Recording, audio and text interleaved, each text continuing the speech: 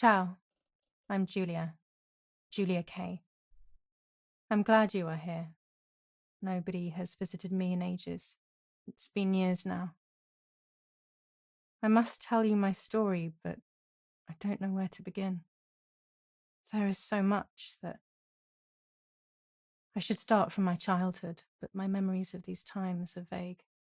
I only remember the summer of 1929, when they sent me off to stay with my nanny.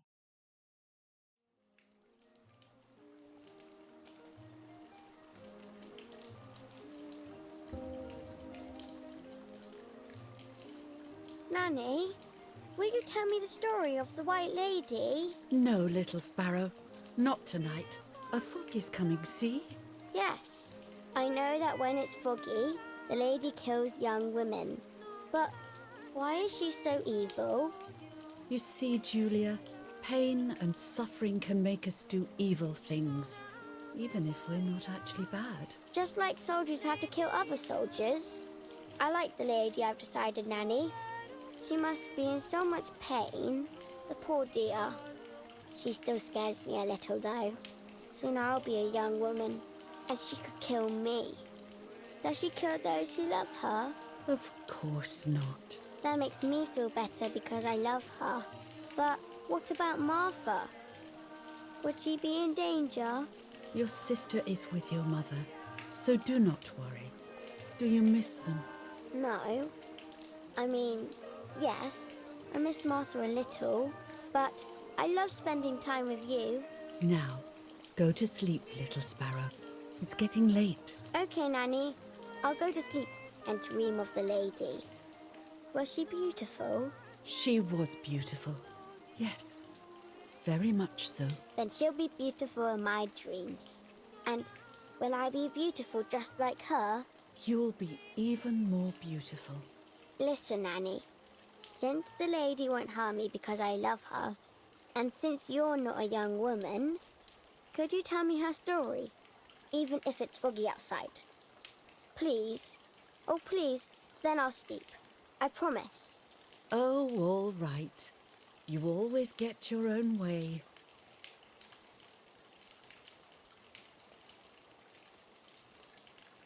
I loved Nanny and I loved that story. Every time I heard it, it sounded like a new and more mesmerizing tale. Every night I would ask her to tell me about it, even though it scared me.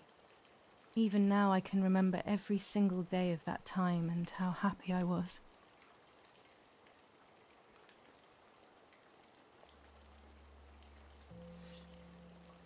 According to an ancient legend, the lakes of the area are haunted by the spirit of a young woman who was killed by the man she loved.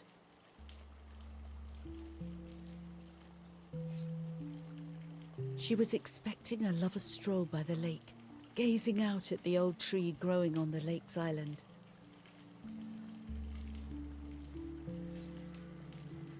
So much hope and desire, but death, not love, was awaiting her.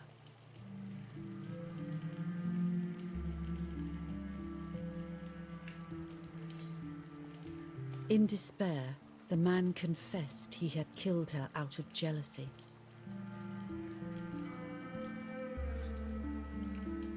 So he was hanged on the small island, in the middle of the very same lake where he had killed the girl.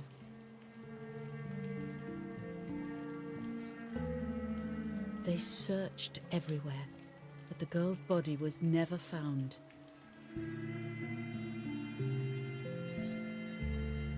Since then, her spirit, known as the White Lady, has been imprisoned in the depths of the lake.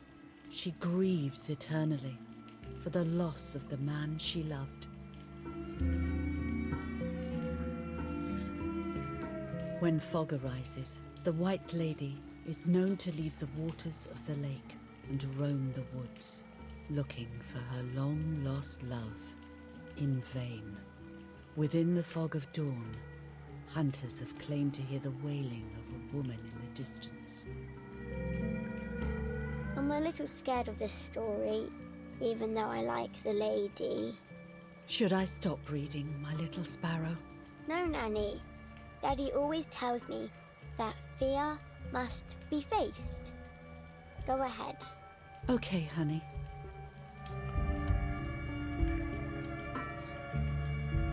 Every time the sad memory of the night she perished stirs in her soul, she takes the life of a young woman by slaying such a life in its youth. Even just for an instant, the lady feels free from the burden of her pain.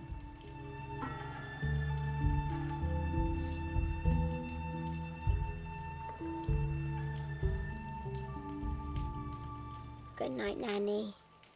Good night, my love. I spent almost 3 years with the nanny, but when I came home, I quickly forgot how to be happy. My memories do not return until 15 years later, in 1944, when I stayed in that house. I enjoyed setting up cameras in the woods by the lake. My father created a device that attached to the cameras. It would make them take pictures at set intervals. I was trying to photograph animals, or whatever else was in that damned place.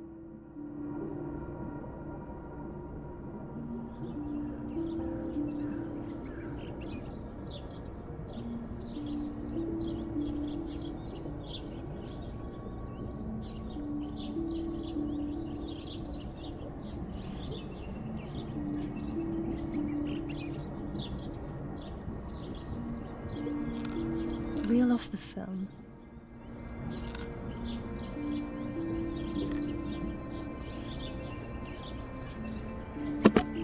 Open the camera.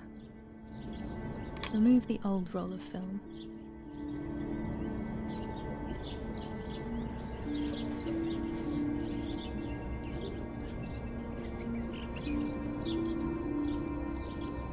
Put the new film in.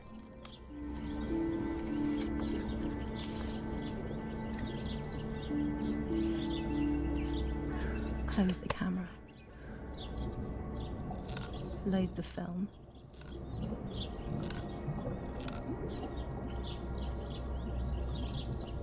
Activate the timer.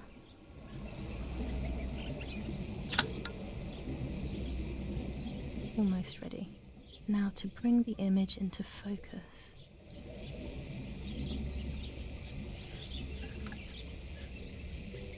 There's something floating on the surface of the water. If I frame it better, I might be able to see what it is.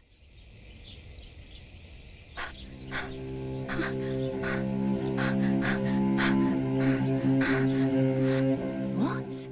Is that a person? I must help them.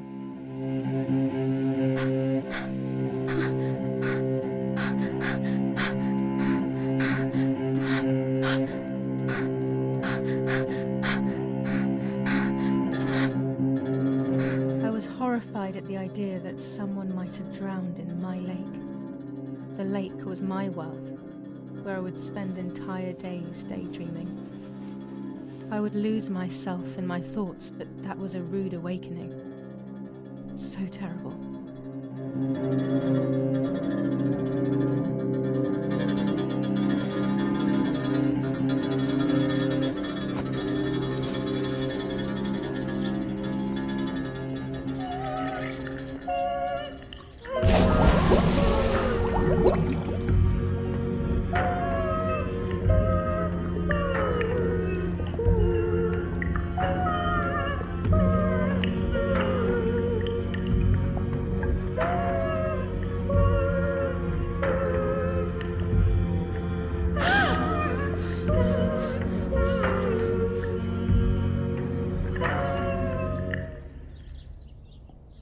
I instantly noticed that the person was wearing one of my dresses.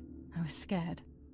I dragged that lifeless body as best as I could to the shore, trying not to drown myself. Only when I lifted her in my arms did I realize who she was. It was my sister, my twin, a part of me, dead. Impossible to comprehend. I was desperate. I didn't know what to do or to think.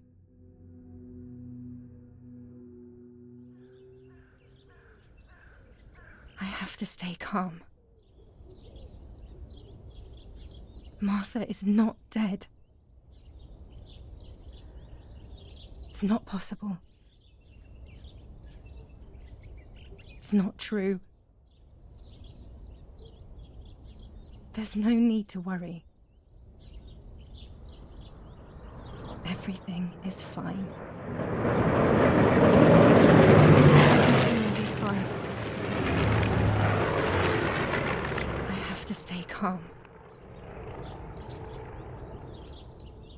Martha, February 26th, 1923.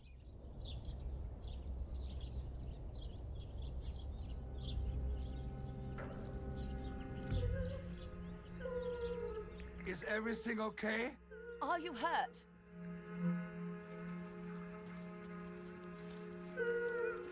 What are you doing? Go, Eric! Run! My parents ran towards me. My mother hugged me. She, who detested me, was now cuddling me. Her warmth filled me with life, and the pain became bearable. I felt protected.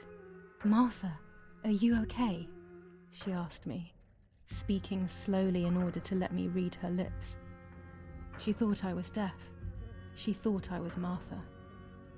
I didn't want the moment to fade, so I meekly nodded my head. I didn't realize I had done something that couldn't be undone. I would have to pretend to be Martha forever.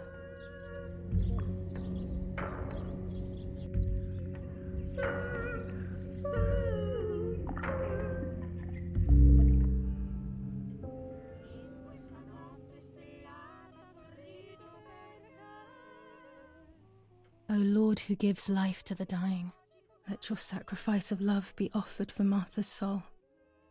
Into your hands I also entrust my spirit, so that I may be reunited with her in perpetual light, to never suffer the desolation of purgatory. Please grant her eternal rest, O Lord, and may eternal light shine upon her.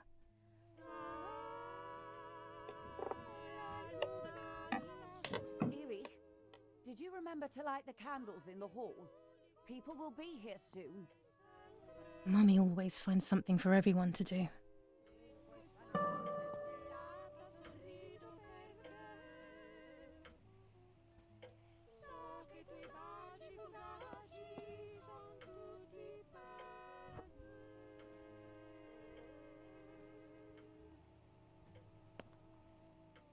Daddy's oboe. We were preparing a really nice duet together. On the rare occasions he's at home, that is.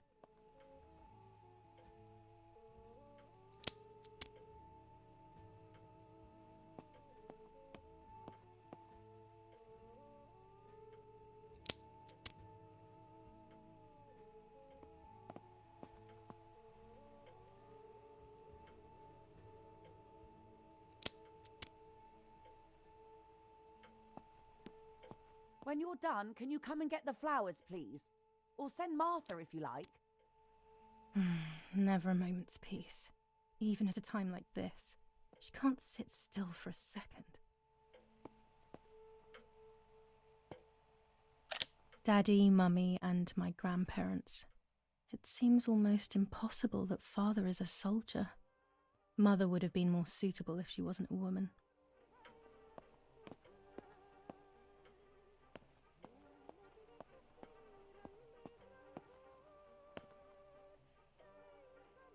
Is someone coming to get these damn flowers? July 17th, 1944. When Mummy asks for something, there's no escaping it. Ernesto E. July 17th, 1944. Our hearts are with you and we share your grief in the wake of the tragic loss of your dearest Julia. Monsignor Attilio D.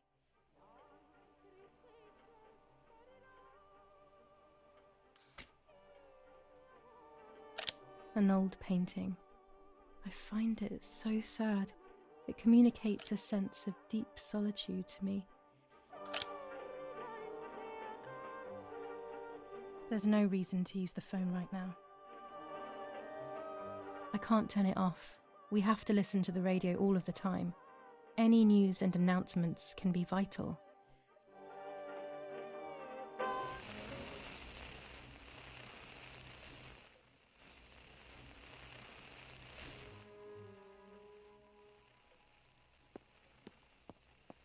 do I have to do everything as usual? Eric, get a move on. I better go or she'll end up getting seriously angry.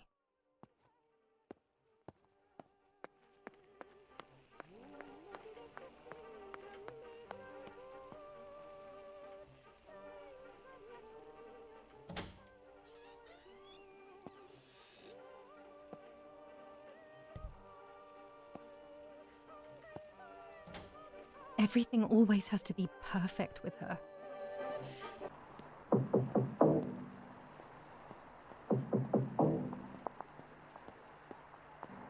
Parla Londra. Trasmettiamo alcuni messaggi speciali. Felice non è felice. È cessata la pioggia. La mia barba è bionda. Parla Londra. Abbiamo trasmesso alcuni messaggi. What's happening? Who closed the door?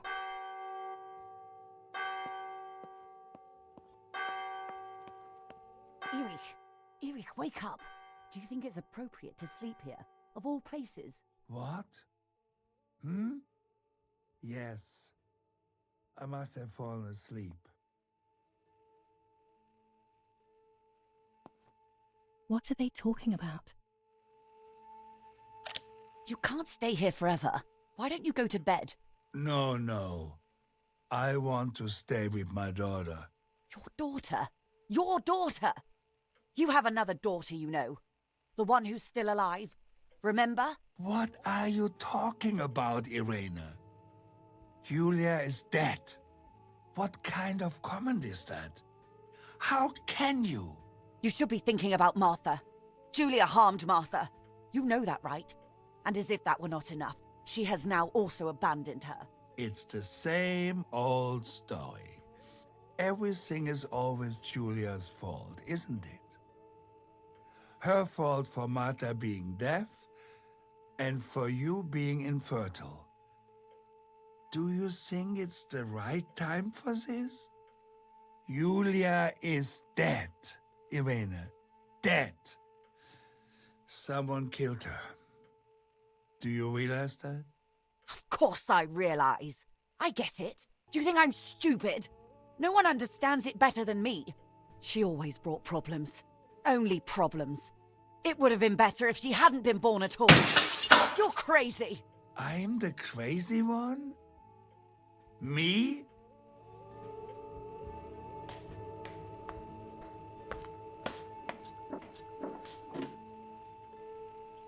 They have done this to get at me, yes. Your death is all my fault. All I could ever do for you was hurt you, Julia. My poor, sweet, crazy girl. What will I do without you? What will life be like now? All the time I didn't spend with you. But now I'm home. We can go fishing together. We can take pictures of butterflies. No. We can't do anything together anymore, can we? Nothing.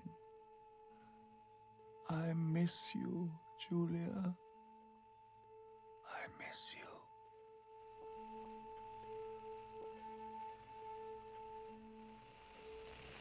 While American bombings continue to devastate the peaceful towns within the Elsa Valley, we have heard some tragic news from the area of La Ramola. The young daughter of German Army General Erich K. was murdered near her home.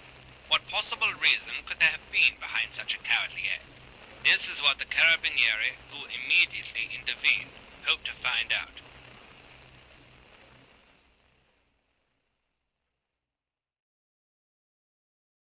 Mother didn't seem to suffer from the situation. All she cared about was that my death was so painful for Martha. But not having me around anymore must have been a great relief to her. At the end of the day, it was better for everyone that it was me who died, and it was better for me too that people thought that. But the guilt began to consume me. That's when I started having horrible nightmares.